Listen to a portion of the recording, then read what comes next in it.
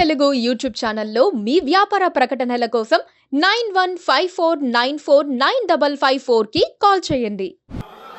అధ్యక్ష, గత బడ్జెట్లో మంచిగా వినండి.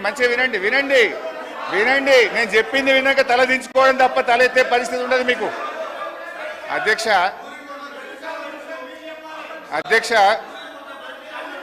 ప్లీజ్.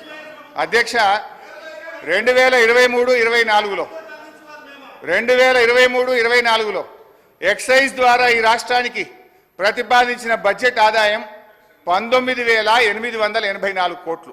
19,884 కోట్లు. ఇందులో ఏముంటుందంటే అధ్యక్ష, ఈ 19,884 కోట్లు ప్రతి 2 సంవత్సరాలకు ఒకసారి షాప్స్ యాక్షన్ పెడతాం.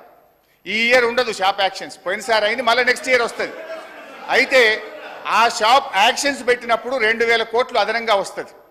అయితే ఈసారి ఆదాయం లేకపోయినా గౌరవనీయులైన భట్టి గారు ఎక్సైజ్ ట్యాక్స్ మీద వచ్చే ఆదాయం ఎంత 25,617 కోట్లు పెట్టారు.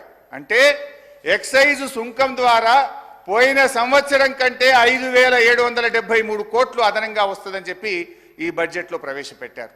అంతేకాదు వ్యాట్ బై ఎక్సైజ్, వ్యాట్ రూపంలో మరో 2,760 కోట్లు ఎక్సైజ్ మీద ఆదాయం ఎక్కువ వస్తుందని పెట్టారు.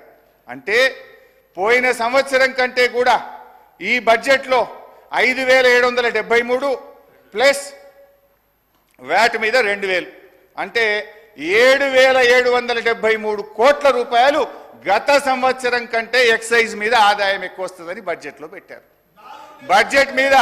బడ్జెట్ మీద మొత్తం ఆదాయం ఎంత ఆశిస్తుంది తెలుసా అధ్యక్ష? ఈ ప్రభుత్వం ఎక్సైజ్ అండ్ వ్యాట్ కలిపి 42,000 కోట్ల 49 రూపాయలు ఎక్సైజ్ రూపంలో ఆదాయం సంపాదిస్తామని బడ్జెట్లో గౌరవ ఆర్థిక మంత్రి పెట్టారు. 42,000 కోట్లు.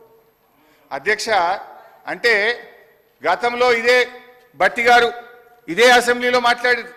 అప్పుడు ఉన్నది 25,000 కోట్ల ఆదాయం, వీళ్ళు 42,000 కోట్లు చేసింది. ఇప్పుడు ఏం మాట్లాడినరో భట్టి గారు ఎక్సైజ్ మీద నేను వినిపిస్తా అధ్యక్ష.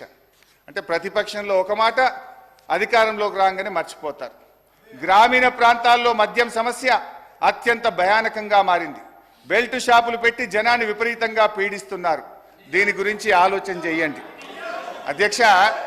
ఆ రోజు గ్రామానికో బెల్ట్ షాప్ ఉంది. ఇప్పుడు మీరు చెప్పిన 42,000 కోట్లు కావాలంటే గల్లీకో బెల్ట్ షాప్ పెట్టారు. మీరు గల్లీకో బెల్ట్ షాప్ పెట్టే పరిస్థితి వచ్చింది.